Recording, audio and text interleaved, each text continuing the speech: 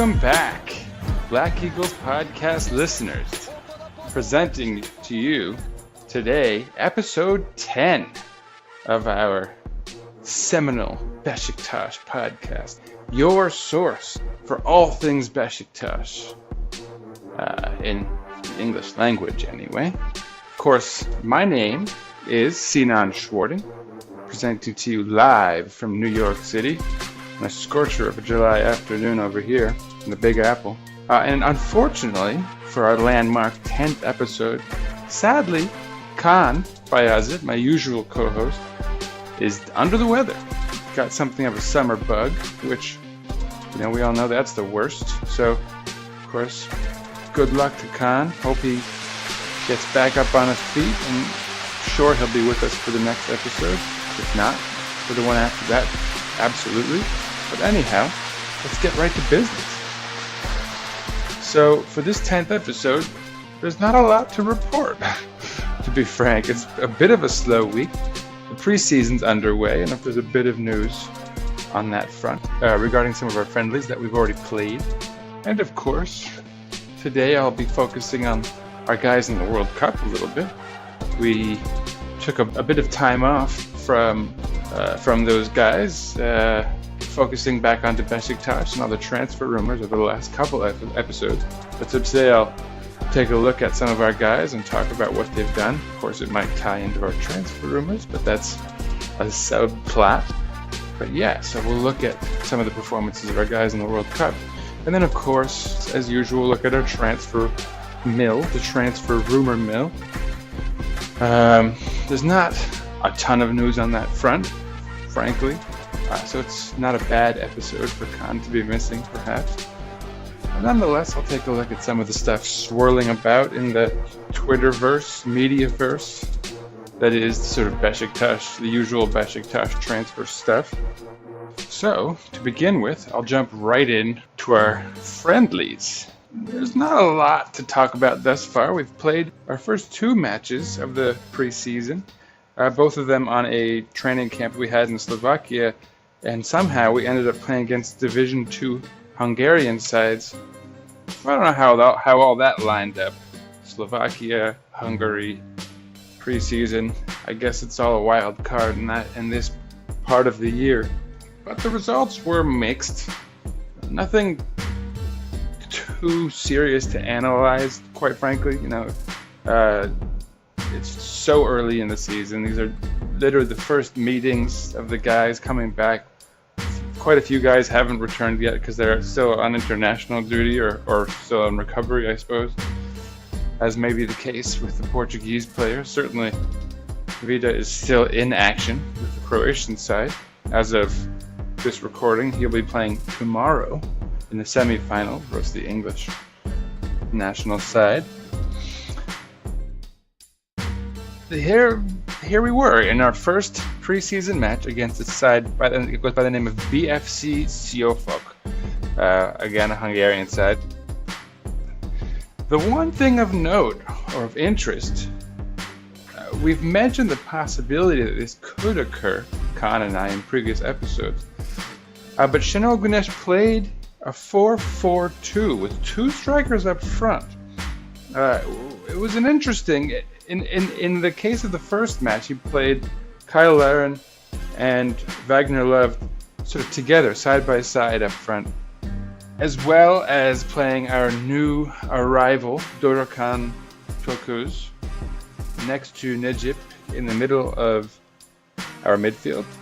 Gökhan Töre also featured for the first time in quite some time for us on the pitch, opposite Jermaine Lens, controversial signing, who does technically qualify as a signing for this transfer window because we bought out his loan going into this summer. So he featured opposite Gökhan Töre. In the back of note, we saw Matej Mitrovic. Kaan and I also mentioned that we would not mind seeing him maintain a position on the squad, and indeed he did play in this first preseason friendly, and he played the full match alongside Fatih Aksoy, our youth product. So that's For anyone who's more excited towards the youth side of the squad and development of younger players, that's going to be of note for you folks. On the flanks, our fullbacks were Janer on the left side and Gökhan Gönül on the right.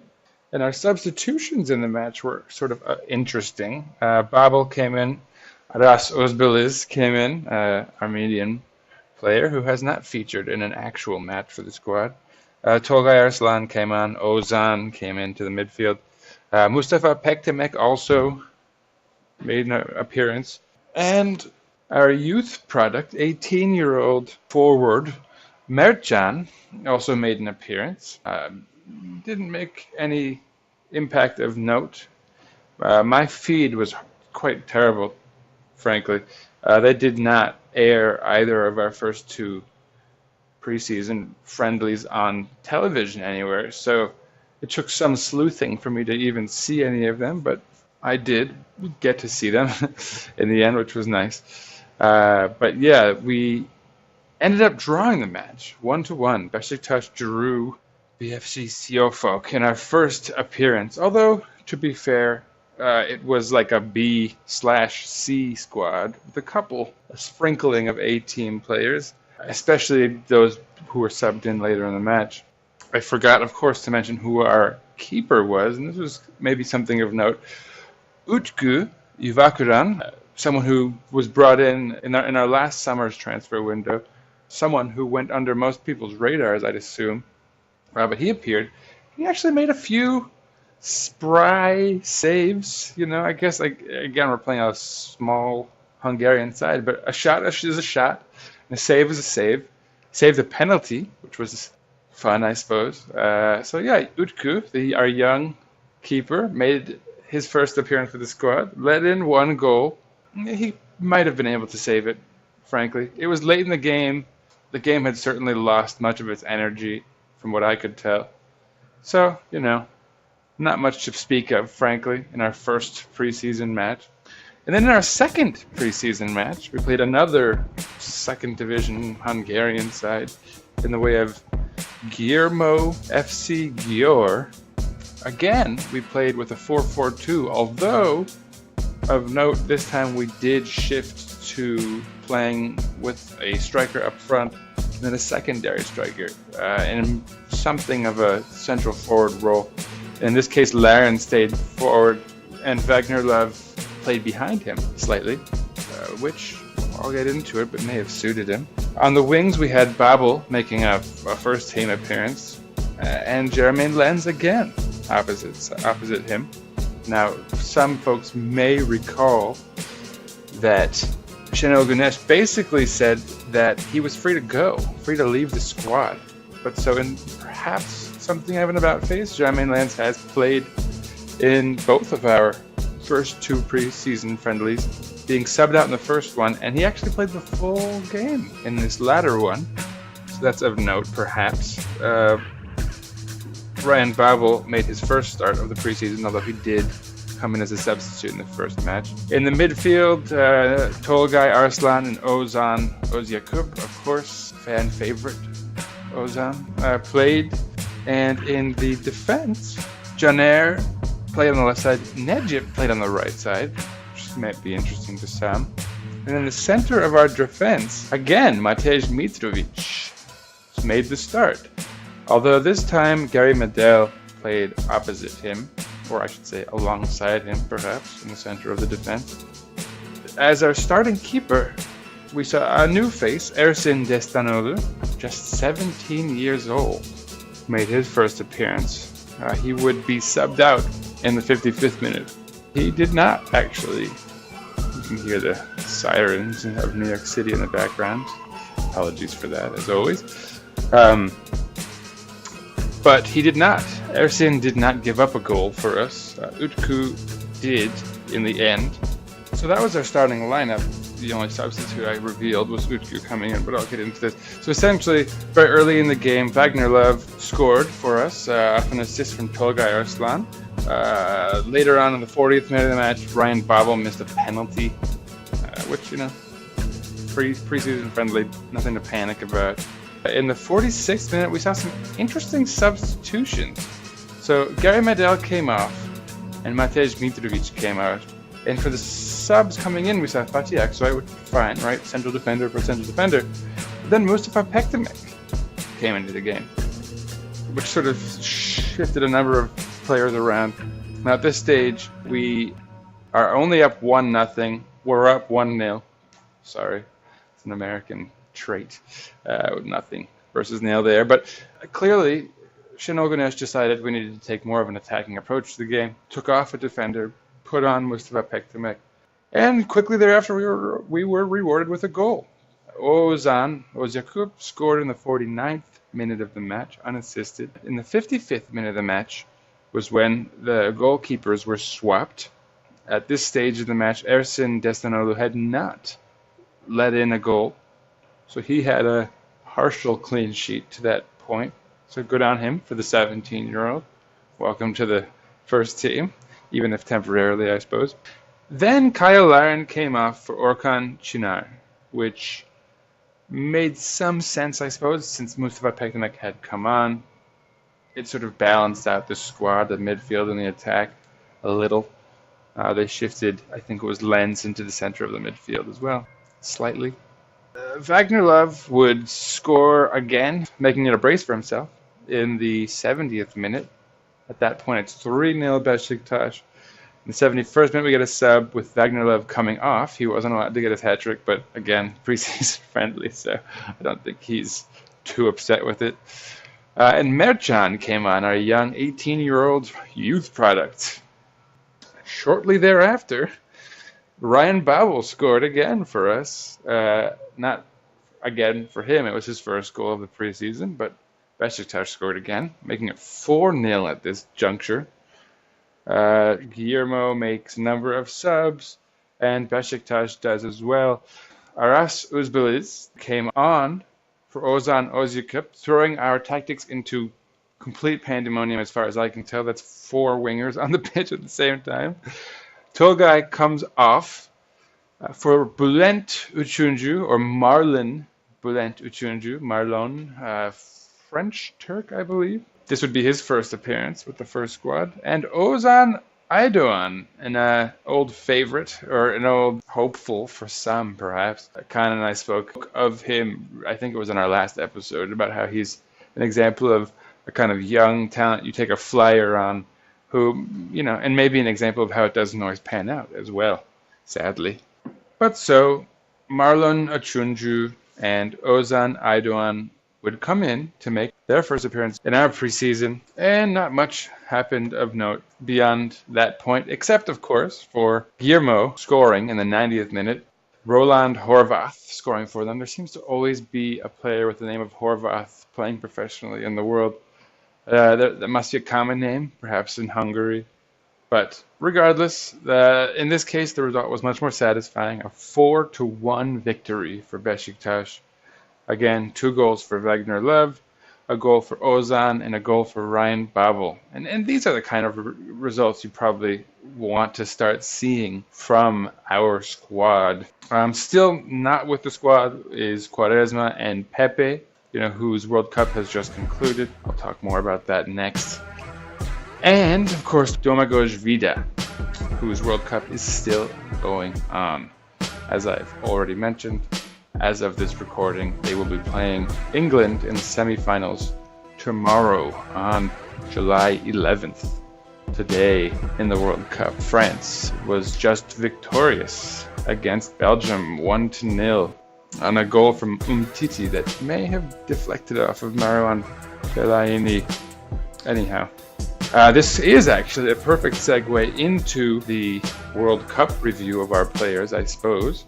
Now, we left you listeners off, if I recall, somewhere in the middle of the first round of the World Cup.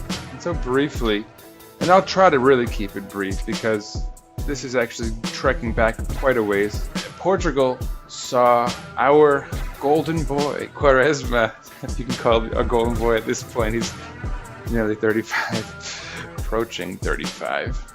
But yeah, he scored a beautiful goal against Iran in a decisive match for the Portuguese national side that sent them essentially into the next round, into the knockout stages. He used the outside of his foot, just a stunner, very similar to the goal he scored for Beşiktaş against Fenerbahçe last season from the right side of the box, using the outside of his foot, curving in to the upper post into the back of the net. Beautiful.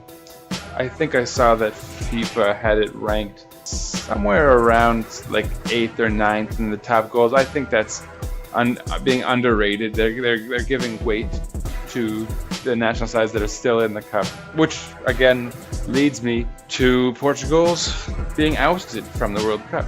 They gave up a goal late in that match on a penalty, which was actually questionable.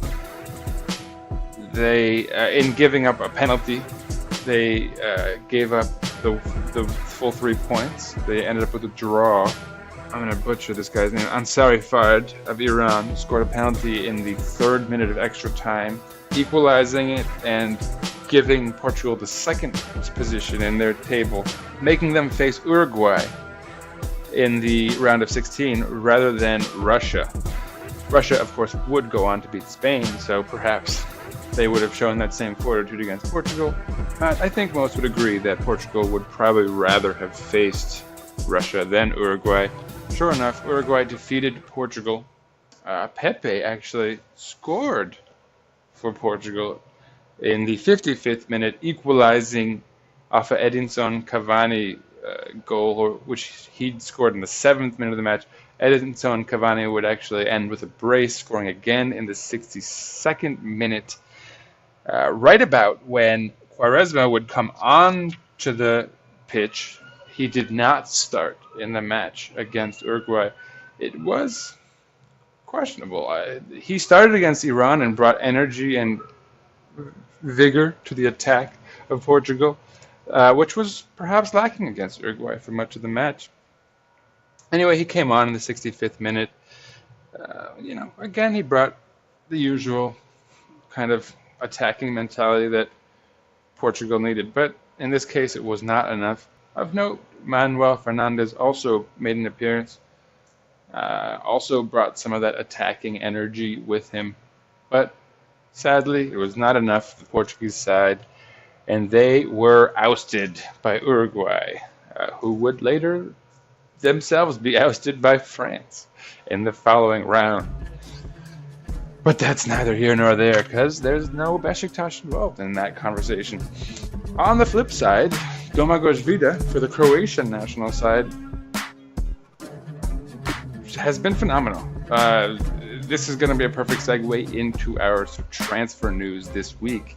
But Domagoj Vida, his Croatian side, got the full 9 points in their 3 group stage matches, allowing only 1 goal in the process. Of course, Domagoj Vida played a large role in that, being the most experienced central defender on the squad. He was particularly impactful against Argentina, however you want to pronounce it. He made some decisive tackles against Messi even, as I recall. Definitely garnered attention. And at that point, already, the news started to bubble of perhaps interest among some of the English sides in the services of our friend Domagoj Vida. This would, of course, heighten. In the round of 16, Denmark would play against Croatia. Croatia managed a draw in the match, sort of a slow match, which was surprising because in the very outset of the match, in the 1st minute, Jorgensen scored for Denmark. In the 4th minute, Mandzukic scored for Croatia. It looked like we had a real match on our hands, but it sort of descended into a defensive bout. It ended 1-1, went to penalties. Croatia went through.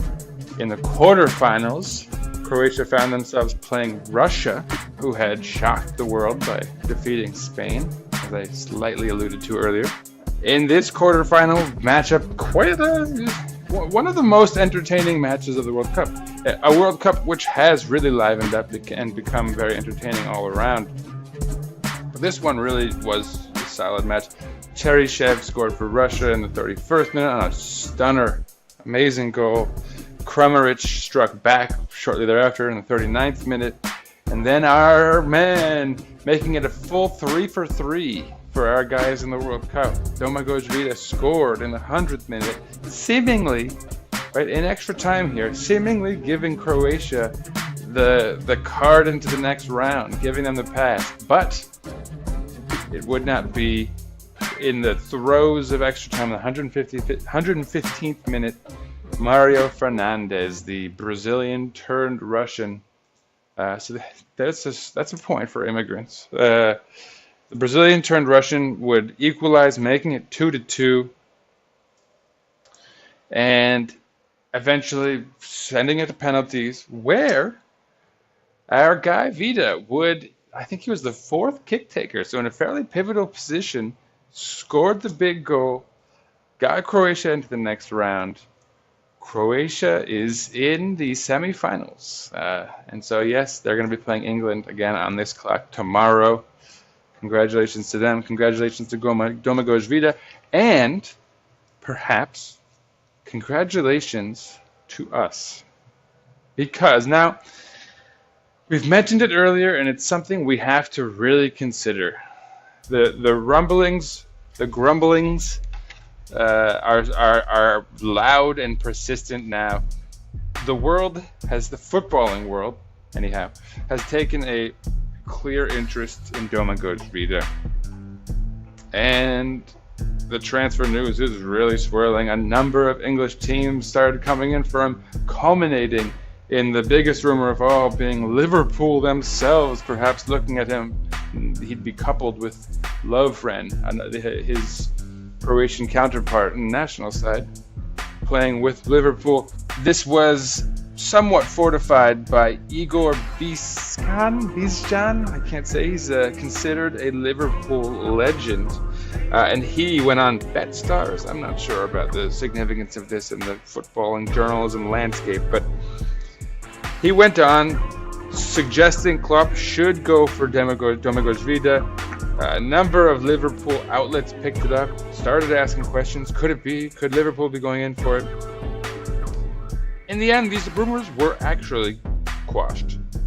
The big news was that they'd come in with a £12 million or euro, I'm not sure, bid, rejected. They came in again with a €16 million bid, again rejected.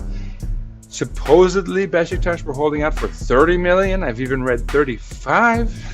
So things are getting ridiculous. A lot of this stuff has actually been sourced to Fanatic, sadly. So we don't even know what's realistic and what isn't. What is clear is that there is a lot of interest in our Croatian central defender. The sort of creditable, somewhat realistic offers that have supposedly come in have come, or at least inquiries have come from West Ham, Fulham, and Everton in England. All sides that could use a quality defender of the sort of reputation of a guy like Domagoj Vida, especially after this World Cup. It would satisfy their fan bases to get a guy who just performed in the World Cup, and who knows, he could find himself on a World Cup winner. We still don't know at this point. Good luck to him again tomorrow against England. But, so that's what we have right now on Vida. We have a potential transfer. Now, some fans, most fans honestly, probably don't want to see him go at all. But the reality is, if we're talking about 12 million, 15 million, 20 million euros, we can't really say no. We're in that position where that money could be what secures 2 quality players, maybe even 3, in this transfer window that we really need. So there's definitely no harm in us fielding offers and ultimately probably taking one if it's going to be good enough. So that's all we really have as far as outgoing players in the Beşiktaş transfer rumor mill. This just in, perhaps, late breaking, is that perhaps Alvaro Negredo has been asked to return to the training camp. So I don't know if the club has asked Negredo to return, or if he's requested to return. or if the club's asked if he doesn't even want to. I mean, at this stage, he was asked to leave, so if he has any pride in him, it would not shock me if he wasn't particularly interested in returning under those conditions. It doesn't speak well to our ability to find a forward in the transfer window, and that is the potential bad news, if there's any, in this sort of discussion of Negredo returning.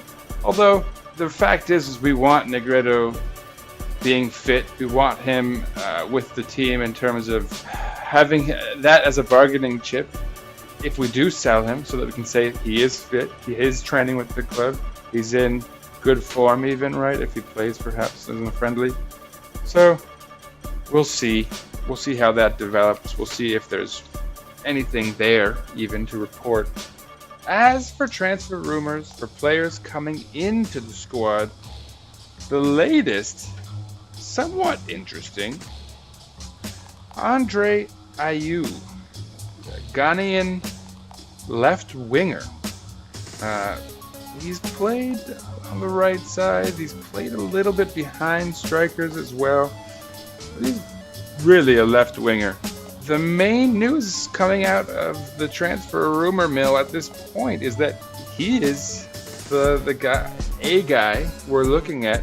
Supposedly, Shen Ogonesh wants a striker who can play on the left side. Now again, Andre Ayew is not really a striker. He's really a winger, so I'm not sure how that fits into the scheme. Perhaps he sees a striker in him, but anyhow, the 28-year-old Swansea player, he's currently valued at around £13.5 million by Transfermarkt.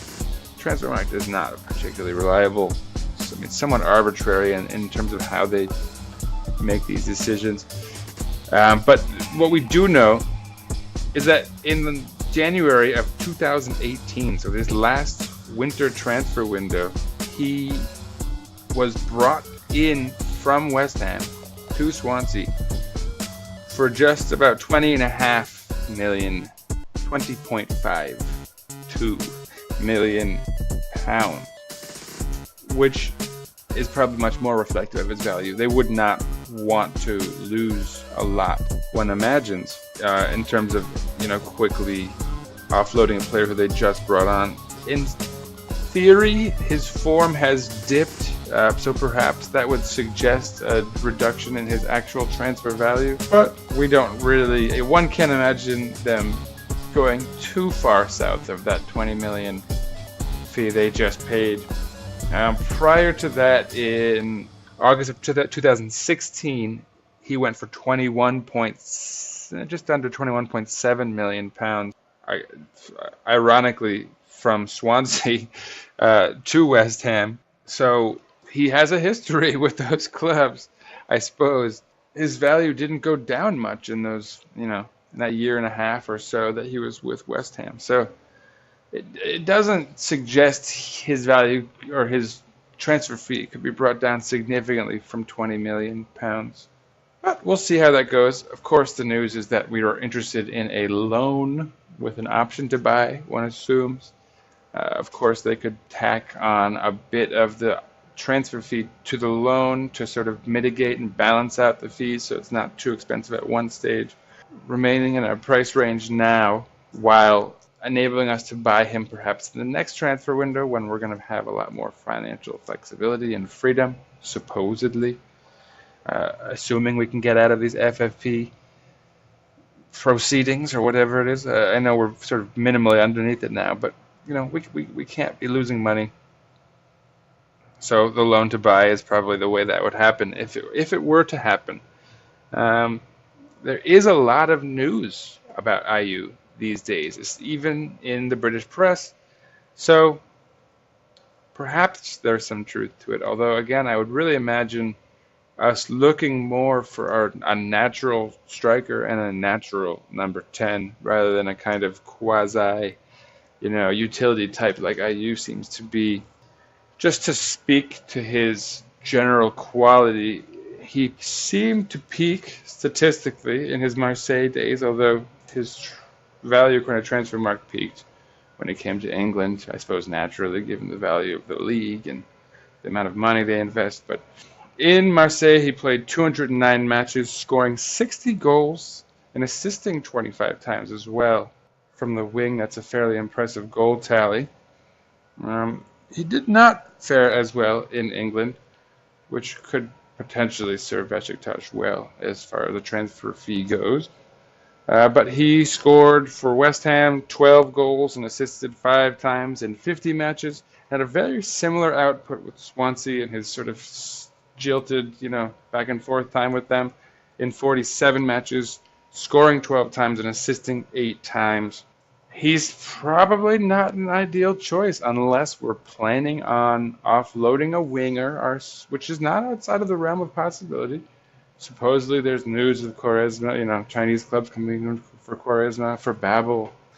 Babel has recently spoken to the fact that he intends to stay with the club, but it's all posturing at this point. One never knows. Anyhow, it's my assumption personally is that we're sort of playing the field, still looking around. Nothing's actually being concluded with Ayew. And he is an intriguing option as far as the sort of reclamation project Beşiktaş is famous for, bringing back guys like Ba and Gomez and turning them into something of value. But we'll see. Or Abubakar, I suppose, is another example. But yeah, we'll see. The reality is that his performances have dipped since his Marseille days, and we'll see how that pans out. On another bit of, I don't know if it's good or bad news, it could be either, depending on how you felt about the transfer news in the first place. Daniel Opare has signed a contract, the 27-year-old right back, also of Ghanaian descent, signed with Dynamo Dresden in the Bundesliga 2. Depending on your news source, it's either a 2 or 3 year contract. I'm leaning towards 2 years, I think, by the credibility of the sources I saw. But so that pretty much takes him off the table. That means that Opare is not going to be our right back brought in as a long-term replacement for Gökhan Gönül / substitute. So we'll see where that goes, if in fact we're going to look for a right back in this window. Things have been slow. The reality is that things have been slow this window. But at the same time, the World Cup hasn't finished yet. We said prior to the World Cup starting that there was a distinct possibility that we could wait for that whole thing to shake out. Remember, Mandzukic was someone we were looking at early in the window, in theory anyway. So he's still out there in the World Cup. He might not be ready to be talking to clubs and thinking about transfers just yet. So additionally, Juventus has just brought in Cristiano Ronaldo. So one could assume that Juventus might be trying to reclaim some money on the transfer window. And that Mandzukic could be the kind of guy they'd be looking to offload and get a little bit of money off of while they still can. So, to be continued, as always, RE, the transfer window. And you can expect something to happen at some point in the coming days or weeks. But obviously, for the sake of our club, we'd like to see that happen sooner rather than later. As a reminder, we have upcoming friendlies against Shakhtar Donetsk on July 12th at 11 a.m. here on Eastern Standard Time in New York City in the United States. I don't know what that translates to you, wherever you are. On Sunday, we're going to be playing CSKA CSKA Moscow, also at 11 a.m. Sunday, July 15th. Then on Tuesday, July 17th, we're going to be Reading of England at 1 p.m. here on Eastern Standard Time. And then Friday, July 20th, we're going to be wrapping up our preseason friendlies with Krasnodar at 12 p.m. noon here in New York, Russian side. So, of course, we want to see any transfers that we're going to be bringing in, ideally playing in some of these matches, getting some time with the first team, getting some run in Şenol Güneş's tactics, working with the squad. So, obviously to be continued, and hopefully with something exciting. And hopefully Khan will return to bring that news with him. But I think that's about all I've got to say this week. Sometimes no news is good news, right? That means something's percolating, something's brewing, something's appearing over the horizon, perhaps. Let's hope that's the case here. Anyway, so for me, Sinan Schwarting, signing out. Thank you for listening, as always. We will be back soon, of course. I'll be back, as always, and of course, Khan Bayazit will be returning from his Belgian locale, hopefully recovering not only from his sickness, but from today's defeat at the hands of France in the semifinals of the World Cup. But that's all we've got here. As always, follow us, tell your friends, tell your family, your neighbors, your pets, personal droid units, your launderers. Hopefully, I'm just talking about your clothing, your dirty clothing, not your money. Don't launder money. That's bad. It's illegal. But yeah, anyone who's interested in football, let them know about the phenomenon that is the Black Eagles podcast, where we talk everything Beşiktaş. As always, follow us at Eagles_podcast on Twitter. Follow our flagship, Beşiktaş International, at Beşiktaş_INT. Follow me at Sir_Rights_a-lot. Follow my co-host Khan at capital RAZZERIAN, Razarian. And be safe out there, everyone. Enjoy the World Cup semifinals and finals respectively. And as always, go Beşiktaş!